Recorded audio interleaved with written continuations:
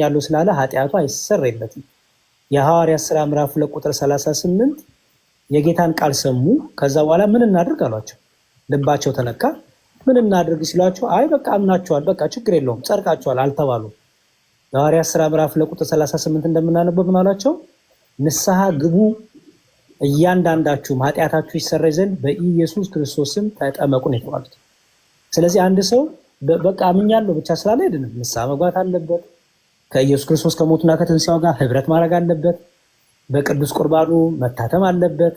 የጌታን ስጋ የጌታን ደም ጠጥቶ በልቶ ጌታ ከእርሱ ጋር እንዲሆን እኔ በእርሱ እኖራለሁ እርሱ በእኔ ይኖራል ብለዋል። እነዚህን ሲያደርግ ወደ ድነት አይመጣም። ኦኬ፣ ይሄን ያደረገ ሰውስ ወደ ድነት ከመጣ በኋላስ ምን ይጠበቅበታል? ፍሬ ይጠበቅበታል። መንፈሳዊ ፍሬ ይጠበቅበታል። ክርስቶስን መምሰል ይጠበቅበታል። በጽድቅ መንገድ መመላለስ ግዴታው ነው። ለዚህ ግን ግዴታው ነው ሲባል ደግሞ ነፃ ፍቃድ የለውም አይደለም። ነፃ ፍቃድ አለ። ወደ ፈለግከው እጅን ስደድ ተብሏል።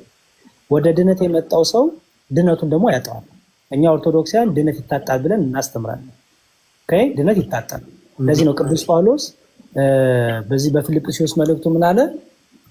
መዳናችሁን በመንቀጥቀጥና በፍርሃት ፈጽሙ አለ። ለዳኑት ፈጽሙ ተባሉ። ስለዚህ ድናት የምትፈጸም ናት። ስለዚህ ድነናል፣ እየዳንን ነው፣ እንድናለን። አሁን ላይ የዳንን ሰዎች ድነታችንን በመፈጸም ዕለት ዕለት በመዳን እንኖራለን። ዕለት ዕለት በመዳን ዕለት ዕለት ኃጢአት ስንሰራ በንስሐ በመዳን በመፈወስ በበደል ስንመላለስ ወደ መንፈስ ቅዱስ ሲወቅሰን ልባችንን በመክፈት ምክንያቱም መንፈስ ቅዱስ ኃጢአታችንን ሲወቅሰን ልባችንን ከዘጋን ይሄ የኛ ምርጫ ነው። መንፈስ ቅዱስ ሲወቅሰን ደግሞ ልባችንን መክፈት እሺ በጀ ብሎ መስማት ይሄ ከኛ የሚጠበቅ ነው። ስለዚህ መንፈሳዊ ፍሬ ካላፈራን፣ በመልካም ምግባር ካልተመላለስን፣ ባልንጀራን እንደራሳችን ካልወደድን ምን ማለት ነው? ባልንጀራ እንደራሳችን ካልወደድን ማለት እችን ተናግሬ ላቁም። ሉቃስ ወንጌል ላይ እንዲህ ይላል። የሉቃስ ወንጌል ምዕራፍ 14 ላይ ቁጥር 12 እንዲህ ይላል። ሉቃስ ወንጌል ምዕራፍ 14 ቁጥር 12 እሺ። ነገር ግን ይላል ከቁጥር 13 ዝቅ ብሎ ነገር ግን ግብዣ ባደረክ ጊዜ ድሆችንና ጉንድሾችን አንካሶችንም ዕውሮችንም ጥራ፣ የሚመልሱት ብድራት የላቸውምና ብፁዕ ትሆናለህ ይላል። ብፁዕ ማለት ምስጉን ትሆናለህ ነው። በጻድቃን ትንሣኤ ደግሞ ይመለስልሃል ይላል። ኦኬ፣ ነዳያንም ማብላት፣ የተራቡትን ማብላት፣ ጉንዱሾችን አይነ የፈረጡትን ሁሉ ማብላት፣ ማጠጣት፣ ማገዝ አንደኛ ብፁዕ ያሰኛል፣ ምስጉን ያሰኛል። ሁለተኛ ደግሞ በጻድቃን ትንሣኤ ማለት በዳግም ምጽአት ጌታ ሲመጣ ምን ያሰጣ ይላል? ዋጋ ያሰጣል፣ ይመለስልሃል ይላል። ብዙ ሰዎች እምነት የሌላቸው ሰዎች በዚህ ደግነት ይሰማራሉ። የእነሱ ግን ደግነት ከንቱ ነው። ምክንያቱም ያለ እምነት የሚደረግ ያለ ክርስቶስ የሚደረግ መልካም ስራዎች ሁሉ የዘላለም ሕይወትን ወይም ዋጋን አያሰጡ። በክርስቶስ ሆኖ የሚደረጉ ግን ዕለት ዕለት ለመዳናችን የሚጠቅሙን መንፈሳዊ ሕይወቶች፣ መንፈሳዊ ግብሮች፣ መንፈሳዊ ፍሬዎች ናቸው። ክርስቶስን መምሰል ማለት ነው። ለዚህ ነው ቅዱስ ጳውሎስ እኛስ የክርስቶስ ልብ አለን ያለው ይሄ ነው። ሰው ክርስቲያን ሆኖ ደግነት ከሌለው፣ ቸርነት ከሌለው፣ የዋህነት ከሌለው፣ ያለውን አካፍሎ ካልበላ፣ በፍሬ ካልተመላለሰ መዳኑን ያጠዋል። እነዚህን ሲመላለስ በመዳኑ እየጸና መዳኑን እየፈጸመ ይኖራል። እነዚህን ካልፈጸመ ግን ከዘላለም ሕይወት ይቆረጣል፣ ይጣላል። እግዚአብሔር ይስጥልኝ። እነዚህም ቢሆን እዚህ ኮመንት ትጽፋለህ እንደዚህ ዝም ብለህ ማድመጥ የሚገባ አይዶን ነው። ይሄ ዝም ብለህ እጅን አሳረፈ የምታደምጠው ሰው ነው። እግዚአብሔር ይባርክልኝ። ቴንክ ዩ። ያመነው እምነት ትክክልም ይሁን አይሁን ሊገባኝ በሚችል መንገድ ነው ቅልል ባለ ነገር ይነገረን ማለት ነው። ማምታታት የለ፣ መጮህ የለ፣ ማወናበድ የለ፣ መጮህ የለ። እግዚአብሔር እድሜና ጤና ይስጥልኝ። መምህር መዝሙረ ያሬድ ቁም ነገር። እሺ ወደ ኤርሚ ኤፍሬም ባለ ጊዜው ስለገባ ወደ ኤርሚ እሺ፣ በዚህ ጉዳይ ላይ ጨምር 4 ደቂቃና ወደ ኤፍሬም ሄጄ ጠቅለል አድርገን እንሰነባበታለን ማለት ነው። ኤርሚ አለ?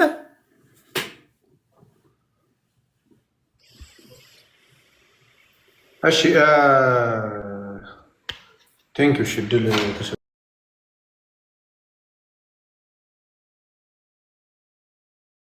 እንዲህ ነው አይደል ይለኛል።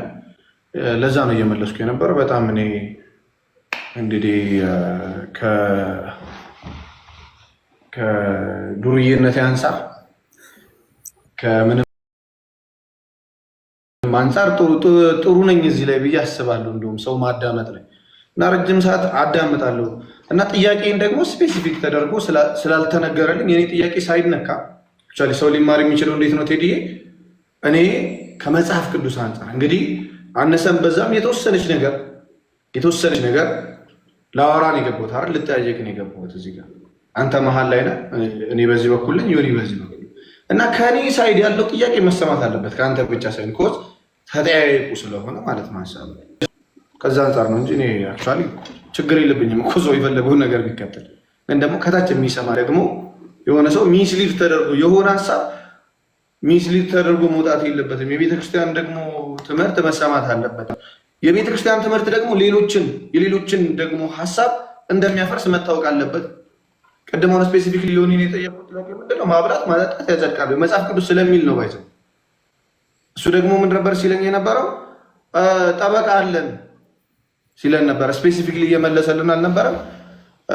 መዝሙር ያሬድ ካሉ ላይ ምንም ጥቅሶች የማቴዎስ ወንጌል ምዕራፍ 25 ከቁጥር 31 ጀምሮ እግዚአብሔር ይሰበስባቸዋል እነዚህ ያመኑትን። ባይዘው ያላመነ ሰው ስለ ስራ አይጠየቅም።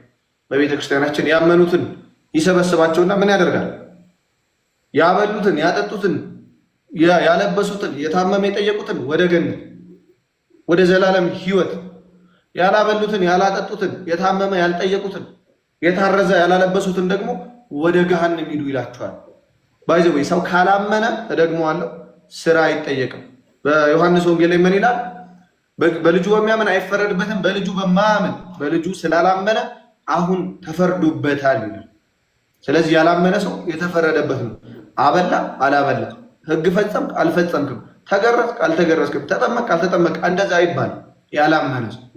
ስለዚህ ሰው ሳያምን ይህን ጥያቄ ይጠየቃል። ጠበቃ አለኝ ብሏል ወንድማችን። ኦብቪየስሊ ጠበቃ ይሉናል። ምዕራፍ 1 ላይ ግን ቀድሞ ምን ብሎ ተናግሮ ነው የሚለው ነገር ግልጽ ነው። ቀድሞ ምን ብሎ የተናገረው? ይሄን ላንብብና ልዝጋ። ጌታ ኢየሱስ ጠበቃ ነው ሲባል ከምን አንጻር ነው? እንደው ችግር የለው ኃጢአት ስሩ ችግር የለም አይልም። ግን ብንሰራ የምድራዊ ጠበቃ ኃጢአት እንደው ብናደርግ ራሱ አላደረገም ብሎ ስለሚከራከር ከሰማይም ጠበቃ አለን አይነት ነገር። ያ የክርስቶስ ጥብቅና በደሙ የሆነ የኃጢአት ማስተሰሪያ ነው። ምን ስናደርግ? ኃጢአታችንን ስንናዘዝ ከአንድ ጀምሮ ስለማይነበብ ነው። ባይዘው አንደኛ ዮሐንስ መልእክት ላይ ያለ ሀሳብ ነው። ምዕራፍ 1 ላይ ይጀምረዋል። ይህንን ሀሳብ ምን ብሎ ይጀምራል? ከ6 ጀምሮ ላምበው። ከእርሱ ጋር ህብረት አለን ብንል በጨለማም ብንመላለስ እንዋሻለን፣ እውነትንም አናደርግም። ነገር ግን እርሱ በብርሃን እንዳለ በብርሃን ብንመላለስ ለእያንዳንዳችን ህብረት አለን። የልጁም የኢየሱስ ክርስቶስ ደም ከኃጢአት ሁሉ ያነጻናል። በጨለማ ከተመላለስክ በጨለማ የተመላለስክ ጌታ ኢየሱስ አረ እኔን በኔ እኮ እንደዚህ ያደርጋል እንደዛ አይደለም። በብርሃን ብንመላለስ የልጁ የኢየሱስ ክርስቶስ ደም ከኃጢአት ሁሉ ያነጻናል። መቼ? ኃጢአት የለብንም ስንል አይደለም። 8 ላይ ኃጢአት የለብንም ብንል